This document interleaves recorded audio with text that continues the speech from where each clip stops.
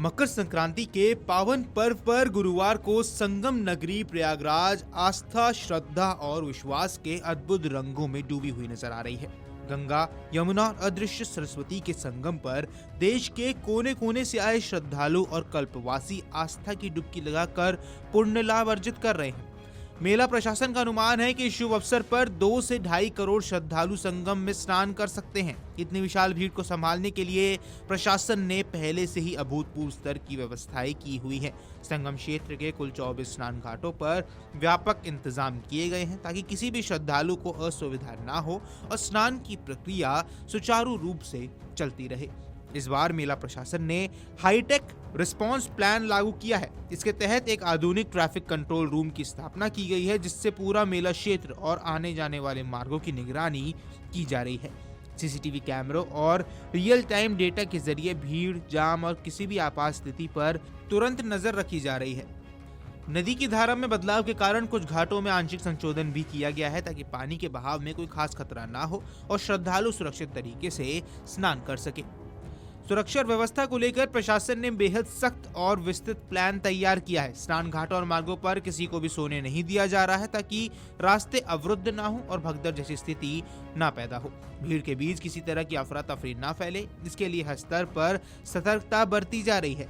संचार व्यवस्था को मजबूत बनाए रखने के लिए सभी ड्यूटी पर तैनात कर्मियों को अनिवार्य रूप से वायरलेस सेट का इस्तेमाल करने का निर्देश दिया गया है, जिससे किसी भी स्थिति में तुरंत सूचना और आदेशों का आदान प्रदान हो सके। मकर संक्रांति से एक दिन पहले बुधवार को ही 75 लाख से अधिक श्रद्धालुओं ने संगम में आस्था की डुबकी लगाई थी। सुबह से देर रात तक श्रद्धालुओं का रेला संगम की ओर बढ़ता रहा। सिर पर गठरी, हाथों में बैग और झोले पर लोग पैदल ही संगम की ओर बढ़ते हुए नजर आए। पूरा मेला क्षेत्र संतों, साधु संन्यासियों और कल्पवासियों के विराट समागम का केंद्र बन गया है। हर तरफ मंत्रोच्चार, भजन और जय घोष की गूंज सुनाई दे रही है, जिससे वातावरण पूरी तरह आध्यात्मिक हो गया है। मंडल आयुक्त सौम्य अग्रवाल ने अधिकारियों को विशेष निर्देश दिए हैं कि नदी के जलस्तर में होने वाले उतार चढ़ाव के अनुसार घाटों और मार्गों पर तुरंत आवश्यक कार्रवाई की जाए। उनका कहना है कि बदलते हालात में सुरक्षा और सुविधा दोनों को सर्वोच्च प्राथमिकता दी जाए। जिलाधिकारी मनीष वर्मा ने जल पुलिस को पूरी तरह सतर्क रहने के निर्देश दिए हैं ताकि नदी में किसी भी तरह की दुर्घटना ना हो सके। भीड़ प्रबंधन के लिए जाम की आशंका वाले 8 प्रमुख स्थानों को पहले ही चिन्हित कर लिया गया है। इन संवेदनशील चौराहों और मार्गों पर हर हाल को क्लियर रखने के लिए क्विक रिस्पांस टीम यानी QRT तैनात कर दी गई है। जैसे ही ट्रैफिक कंट्रोल रूम से किसी जाम की सूचना मिलती है, ये टीमें तुरंत मौके पर पहुंचकर स्थिति को संभाल लेती हैं। हर QRT में 6 पुलिसकर्मी, एक विशेष वाहन शामिल है।